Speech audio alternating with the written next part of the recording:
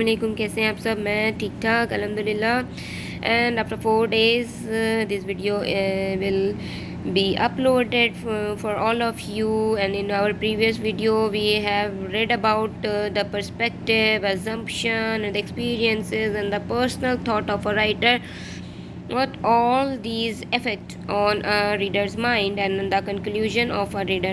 Okay, so this is really very important कि हम इस चीज़ को समझें कि हमारे प्रीवियस पैराग्राफ में भी हमें क्या समझाया गया है कि किस तरीके से इंटरप्रेट करते हैं किसी भी एक इंसान के वाक़यात हो गए या हादसात हो गए या इस तरह के मौके होते हैं जो बहुत सारे लोगों की ज़िंदगी में पेश आते हैं, और उस चीज़ को किस तरीके से एक राइटर अज्यूम करके अपनी थाट्स को इम्पॉर्टेंटली इसमें शामिल करता है और हमें समझाने की कोशिश करता है what exactly he is trying to make us understand from their experiences, from their own perspective, assumptions. So all these are really very important to understand for all of us. Okay, and it is not confined, and it is not like done to understand what the author is understanding and what the author has assumed from the story. Actually a good writer must leave the conclusion on the reader's mind. Okay, so that is the aim of good story. In fact, when a writer is going to write, then it doesn't mean that writer will conclude the exact meaning or the result or the aim or the goal of the story. No, if a writer is a good, and if a writer knows all the tricks of the writing, then that writer will definitely leave the exact point of view on the basic thought of reader. Reader will conclude the story's goal or story's aim. Okay, so let's start. Always involving directly or indirectly some comment on values in human nature and conduct. Okay, as in the previous video and in the previous line, as you can all can see, I have left the paragraph and completed my last video from here. Okay, so I'm just starting from here. So in this line also is saying that is what we are to make of the human experience standard in the story, कि जिस तरीके से हम सब ये जानते हैं या हम इस चीज़ के बारे में बात भी करते हैं कि इंसानी तजुर्बात ही जिंदगी उस कहानी में घूम रही होती है. ठीक है, तो हमेशा इस लाइन में भी ये बात ये कही जा रही है कि हमेशा डायरेक्टली और इनडायरेक्टली, डायरेक्ट हो या इनडायरेक्ट हो, कुछ बातें या इंसानी नेचर या आदत जो हैं वो हमेशा इन्वॉल्व रहती हैं कहानी में. ठीक है, उसे किस तरीके से एक राइटर लिख रहा होता है या बता रहा होता है, ये उसके ऊपर है कि वो कितना ज़्यादा लाइवलीहुड बनाता है उसको. The question most of us invariably ask about life is what does it mean. Okay, अब ये क्वेश्चन हम सब के दिमाग में आता है जब भी हम जब भी हम कोई कहानी पढ़ रहे होते हैं या सुन रहे होते हैं या सिनेमाटोग्राफी हो रही होती है कि कोई फिल्म या मूवी चल रही होती है, तो वो भी that is also based on the true story, and we just conclude and we just ask the question इसका क्या मतलब है, व्हाट डज इट मीन. क्योंकि हम सबके दिमाग में ये चल रहा होता है कि भाई हमारी ज़िंदगी में तो ऐसा नहीं होता है. अगर कोई राइटर या हमारे टीचर ही लेक्चरर जो हैं वो हमें कुछ ऐसी चीज़ें बता रहे थे, समझा रहे थे, then we mingled in our mind and even start to think that what the teacher is trying to tell us and what the cinema is trying to make us to see, that it doesn't happen. What does it mean? It doesn't happen in our personal lives and we haven't seen in anybody else lives. Okay, so this is the question we invariably ask. बिला मुतफर्रिका तौर पे हम सभी एक ही question कर रहे होते हैं. We like the story to work itself out into a unity, just as we feel a need to have our own lives make sense.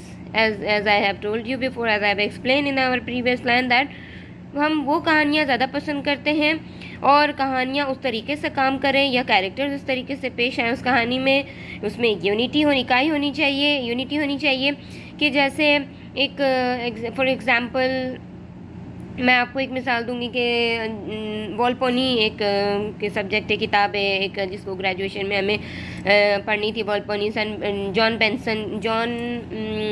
Doctor एसन बेन जॉनसन की लिखी हुई है, and written by copies by doctor essence.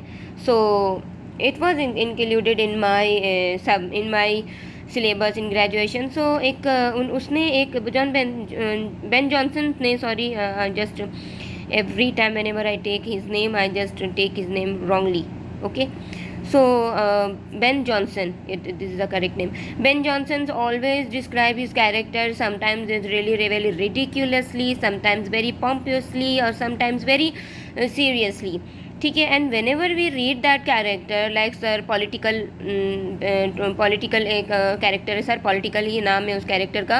I am forgetting the full name. Sir Political ही we whenever we discuss his character in group, in our group, so we just take his name as Sir Political. So Sir Political and his wife was there. Though those characters were not really very important in that drama, but in Volponi, but they were like the shadow of the sun in the story.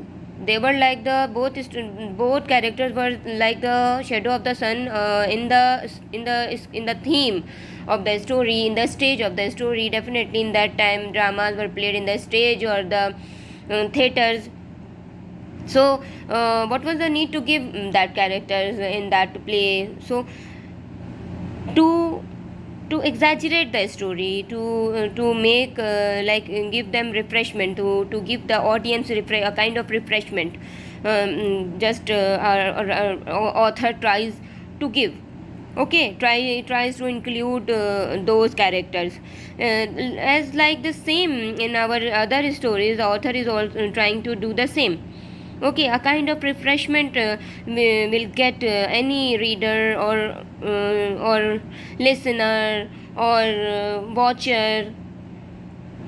We will have a kind of refreshment in our mind. It doesn't mean that we will start to ask questions that why the writer is writing such things, why the author is giving these characters so much importance. No, it means that the author is trying to elaborate the story or trying to give some kind of refreshment. Okay, जैसे कि Aristotle कह रहे होते हैं कि tragic comedy is not important, but tragic comedy को बहुत ज़्यादा इम्पोर्टेंस मिली है through the British era. Okay, इसी तरीके से आज की भी जो अगर राइटर है वो सिर्फ सीरियस ही चीज़ों को ट्रैजिकली लिखा जाएगा तो कोई भी उसे पढ़ने में इंटरेस्ट नहीं लेगा.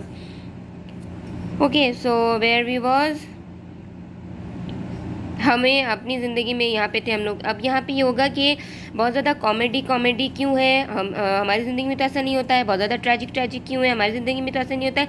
डेफिनेटली हम सब किसी भी चीज़ को अपनी ज़िंदगी से ही मवाजना करके, या ये कह लें कि हम उसको अपनी ज़िंदगी की हिसाब किताब से तोल रहे होते हैं, बल्कि ऐसा नहीं होता है.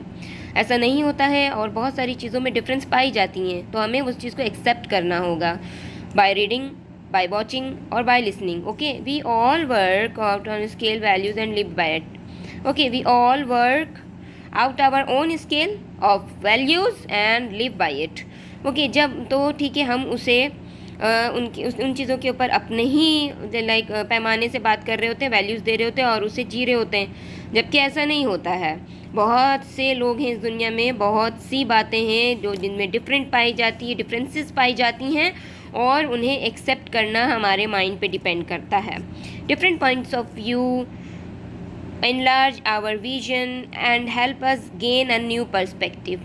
डिफरेंट नज़रिए, मुख्तलिफ नज़रियात जो होते हैं वो हमारे देखने के नज़रिए को हमें बड़ा करते हैं, हमारी सोच को बड़ा करते हैं, हमारे पर्सपेक्टिव को नई मकासद देते हैं, हमारे जहन को बड़ा करते हैं सोचने के लिए, देखने के लिए और समझने के लिए. Through that we all can gain enlarged perspective to understand everyone's point of view. इस तरीके से इसको एक्सेप्ट करते हुए अगर कोई भी स्टूडेंट हो, लेक्चरर हो, टीचर हो, कुछ भी आगे बढ़ता है तो वो क्रिटिसाइज़ करने की बजाय हर एक चीज़ को पॉजिटिवली लेकर के उसको समझने की कोशिश करेगा. The point is that we can and do make even in disagreement the imaginative effort to realize what underlies the logic of another's point of view. हम ऐसा नहीं है कि हमें सिर्फ उसको एक्सेप्ट ही करना, whatever the writer is writing we will have to accept. No, ऐसा नहीं है. हम डिसएग्रीमेंट भी जाहिर कर सकते हैं. तसव्वुराती जो कोशिश है जिसको हम ये महसूस कर रहे हैं कि उसको हम अंडरलाइज करें कि पॉइंट ऑफ व्यू क्या है, लॉजिक क्या है, दूसरा पॉइंट ऑफ व्यू क्या हो सकता है, उसका लॉजिक क्या हो सकता है, ये हम कर सकते हैं। हम अपना पॉइंट ऑफ व्यू, अपना नुक्ता नज़र को, अपने सवाल को मद्देनज़र रखवा भी सकते हैं और खुद रख भी सकते हैं।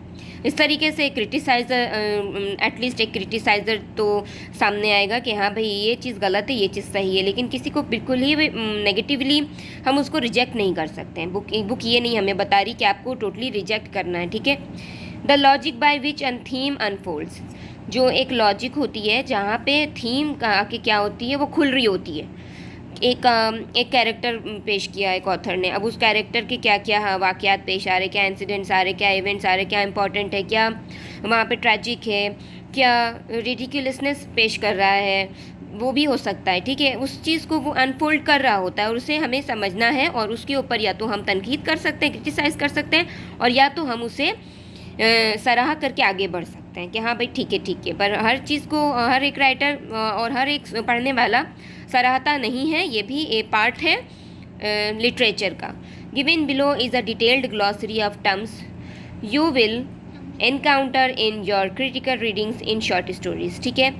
नीचे दिए गई डिटेल्ड ग्लॉसरीज जो है, जैसे मैंने बिगनिंग की वीडियो में बता दिया था, ये है, और जिसे आप पढ़ेंगे, इनकाउंटर करेंगे, आप अपनी क्रिटिकल रीडिंग्स में क्रिटिकल रीडिंग को दिमाग में रखिएगा। जो ये पैराग्राफ आपको समझा रहा है इसे ही क्रिटिकल रीडिंग कहते हैं शॉर्ट स्टोरीज़ में, ठीक है। आप को हर राइटर की लिखी हुई, चाहे वो सुभद्रा सेन गुप्ता हो, चाहे वो राजी नरसिम्हा हो, चाहे कोई भी दत्ता एक राइटर है, आई am forgetting her full name, she is a lady, और कोई भी ऐसी short story writer, lady writer हो या एक मेल राइटर हो, उसे आपको क्रिटिकल रीडिंग डालनी है। ये नहीं कि जो कुछ लिखा है उसे एक्सेप्ट करना है। Otherwise taking the subject of literature specially Urdu और इंग्लिश, वेदर उर्दू और English, it will be pointless हो जाएगा। आपको क्रिटिकल रीडिंग करनी है शॉर्ट स्टोरीज़ को और उसमें लिखी गई बातों को अपने हिसाब से इंग्लिश में लिखना है।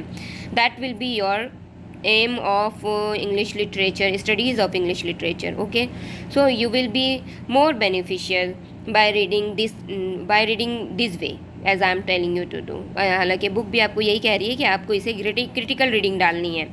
तो मिलते हैं नेक्स्ट सेक्शन में इंशाल्लाह ताला, और मुझे लगता है कि समझ में आई होगी बातें। बहुत छोटा पैराग्राफ था लेकिन बहुत टफ था, क्योंकि लोगों को समझना ज़रूरी है, जो स्टूडेंट हैं उन्हें ये समझना ज़रूरी है, और अगर लिख लेंगे तो माशाल्लाह बहुत अच्छा मार्क्स गेन होगा। आज के लिए इतना ही, जज़ाकल्लाह।